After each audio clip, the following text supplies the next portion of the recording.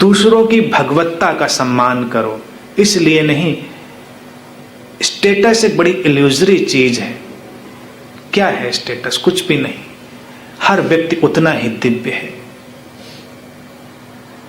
ज्यादा उसे देखेंगे तो बड़ी बड़ी चीजों से चूक जाएंगे। 2 उदाहरण, बल्कि 3 उदाहरण मैं तुम्हें देना चाहूंगा। हमारे एक संबुद्ध मित्र हुए रैदास, बैठकर जूता बना रहे हैं, मोची हैं। उनकी मस्ती नहीं छोड़ा उन्होंने बुद्ध होने के बाद भी अपना पुश्तैनी काम। और जिन लोगों ने उन्हें मात्र मोची समझा वो चूक गए, और जिन लोगों ने उनमें बुद्ध की आभा देख ली, आज वो जानते हैं कि रैदास क्या थे और उनके माध्यम से वो कहां पहुंच गए। तुम जानते हो मीरा को। मीरा देख पाई वो चमक रैदास में, और मीरा एक नई यात्रा पर निकल गई। अब कौन जाता रैदास के पास? कभी तुम्हारे जूतों पर कोई पॉलिश कर रहा है, कोई तुम्हारे जूते पोंछ रहा है, तुम उसकी ओर देखते भी हो? तुम्हें तो वो केवल इंस्ट्रूमेंट जान पड़ता है। तुम उसे दिव्य तो क्या मनुष्य भी नहीं जानते, वो उपकरण है। धीरे धीरे सभ्यता विकसित होगी तो हम ऐसी मशीनें बनाएंगे, बन ही गई हैं बल्कि, जो ज्यादा अच्छी होंगी कि तुम्हारे सारे काम कर देंगी, तो तुम ज्यादा अच्छा अनुभव करोगे। कम से कम एक व्यक्ति वस्तु होने से रुक जाएगा।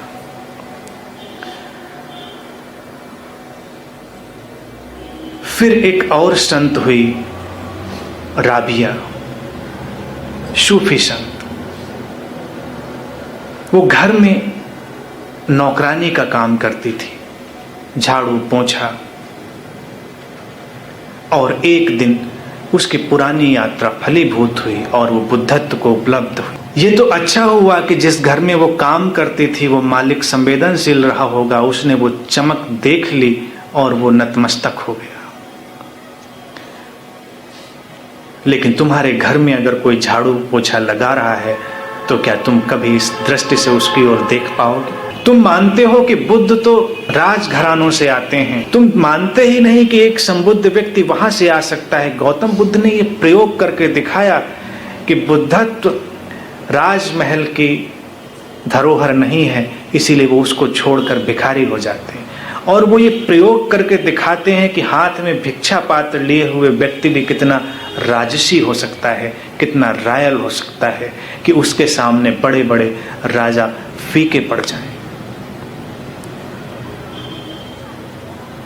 महाराष्ट्र में एक और संत हुए अभी जल्दी ही 19वीं शताब्दी में ही, निसर्गदत्त महाराज। बीड़ी का काम करते थे, वो बीड़ियां बनाकर बांधकर बेचते थे। और उनके पिता दूसरों के घरों में डोमेस्टिक हेल्प की तरह से ही काम करते थे। बहुत गरीब घर से थे। अब मैं ये नहीं कह रहा हूं कि गरीब घर से ही बुद्धत्व आता है, मैं ये कह रहा हूं कि उधर से भी आता है और उधर से भी आता है, शिखर से भी और घाटी से भी। तुम अपनी दृष्टि व्यापक करो तो उपयोगिता की और स्टेटस की जो भाषा है वो गिर जाएगी। निसर्गदत्त महाराज भी बुद्धत्व को उपलब्ध हुए, लेकिन उन्होंने बीड़ियां बनाने का अपना काम नहीं छोड़ा। मर्जी उनकी, नहीं छोड़ा, छोड़ सकते थे, नहीं छोड़ा। लेकिन धीरे धीरे वो सुगंध पूरे विश्व में फैल गई और संसार के दूर दूर कोनों से जिज्ञासु खोज कर उन तक आ पहुंचे। अब देखो तो उनका क्या स्टेटस था। बहुत सारे लोग तो उनको घर में ही नहीं घुसने देते। ये पता चल जाता आज कि निसर्गदत्त महाराज का इतना अंतरराष्ट्रीय स्तर है, इतनी ख्याति है, तब तो तुम उन्हें जरूर बुला के बिठालते। लेकिन कभी गुजरते सामने से, देखते एक बुढ़ा आदमी बीड़ी बना रहा है और वो घर आके कभी कालबेल बजा देता तो तुम उसे गेट से ही भगा देते, अंदर नहीं आने देते। बहुत सारे लोग नहीं आने देते। क्या स्टेटस होता निसर्गदत्त महाराज का? क्या होता है स्टेटस राबिया या रैदास का? स्टेटस धन की भाषा नहीं है अगर स्टेटस की कोई भाषा है तो चेतना की भाषा। चेतना वही हर जगह है। संवेदनशील हो, मनुष्य बने और सब एक दूसरे का सहयोग करें, प्रेम से सहयोग करें। वो विकसित समय होगा, सभ्यता का विकास होगा जब तुम्हारे जीवन से उपयोगिता और कर्तव्य की भाषा चली जाए। तुम लोगों से उनके होने के कारण प्रेम कर पाओगे।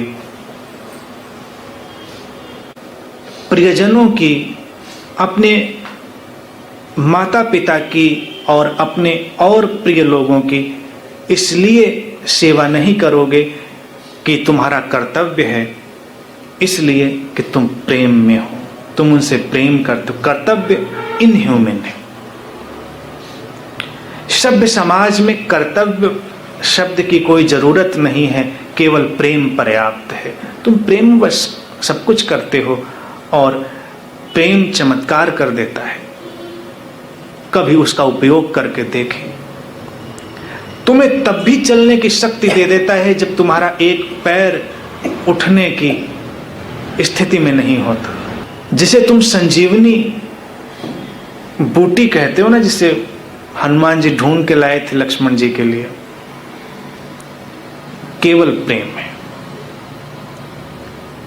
वही संजीवनी है। तुम्हारे भीतर जो बेहोशी की स्थिति है, लोगों के भीतर जो सोई हुई अवस्था है, वो प्रेम की संजीवनी से ही जाग जाती है। लोग होश में आ जाते हैं। जीवन जो मृतप्राय हो रहा था, मरने की ओर बढ़ रहा था, फिर उसमें प्राण आ जाते हैं। बदलें अपनी पूरी दृष्टि और संवेदनशील हों। कुछ चीजें ऐसी रहने दें जिनका कोई उपयोग नहीं, बस हैं और उनके होने में ही उनका हम आनंद लेते हैं।